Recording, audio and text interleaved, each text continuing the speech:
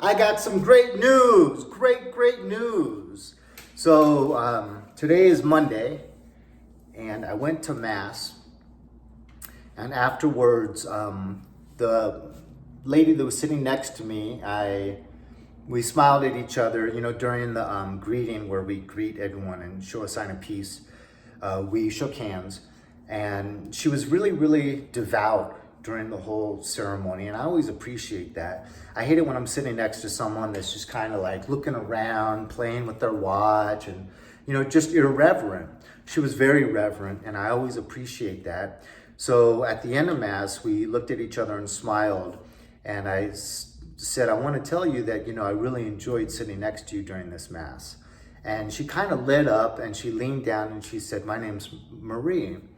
And I introduced myself, and then she said, something to the effect, are you a resident of Flagstaff? I said, well, yeah, I am, but only shortly. I finished my career in education in Los Angeles and moved up here. She's like, oh, are you still working in education up here? I said, no, I'm looking for a job though. She said, well, maybe you should look into the university right here, NAU. And I said, okay, well, that's a thought. And she said, maybe in admissions. And I said, do you work in admissions? She said, yeah, I do at the university. I was like, oh my gosh, that's so fortuitous that I got to meet you. Fortuitous. Can I get your number?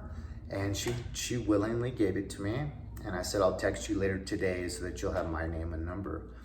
So hopefully that's really exciting, you guys. I have been without work since October of 21.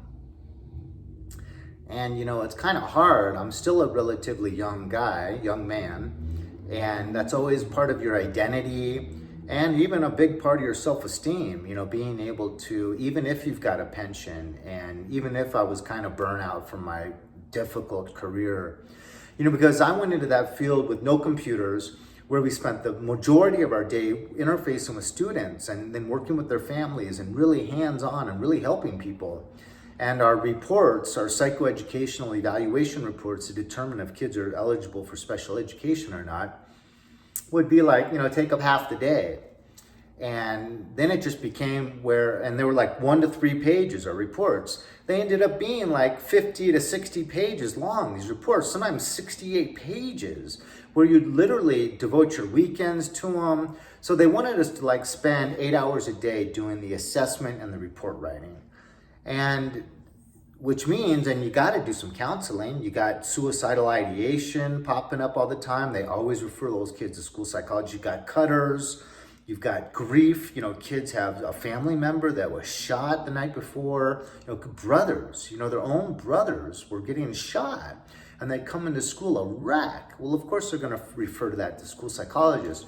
So you had all these emergencies, but then you also had all these special education kids that you had to see weekly, sometimes bi-weekly. So, and then if your heart was in the right place, you wanted to serve some of these needy general education students as well.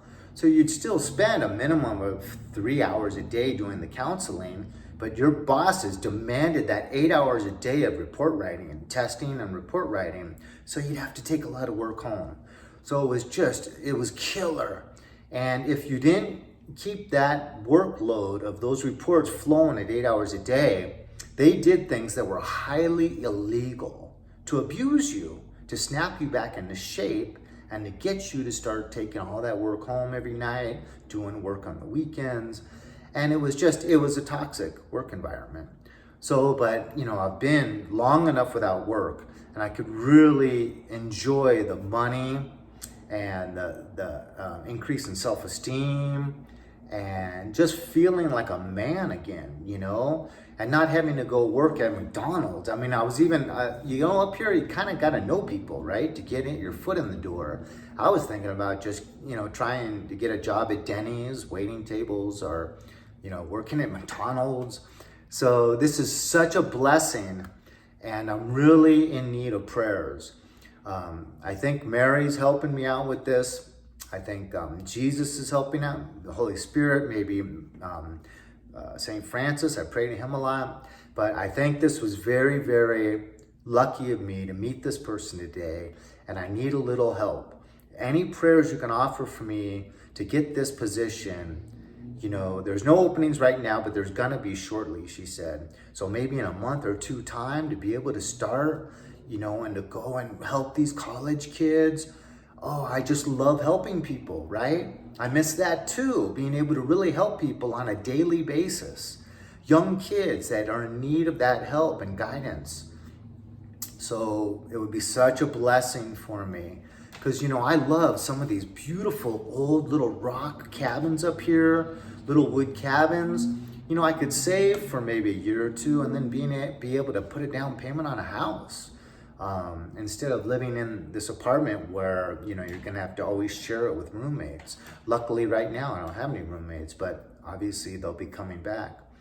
So once again, any prayers you could offer for me to get this position working at a college and being able to help people, be able to make some money, maybe be able to get on a firm footing in life again, would be really, really appreciated.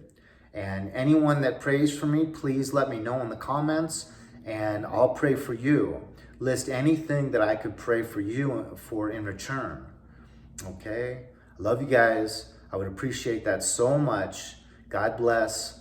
Thank you so much. Only 2 weeks left in Lent. We gotta up it. I've had 2 slumps in this Lent already. Possibly even a little bit close to 3. Yeah, so I'm gonna really, really push hard.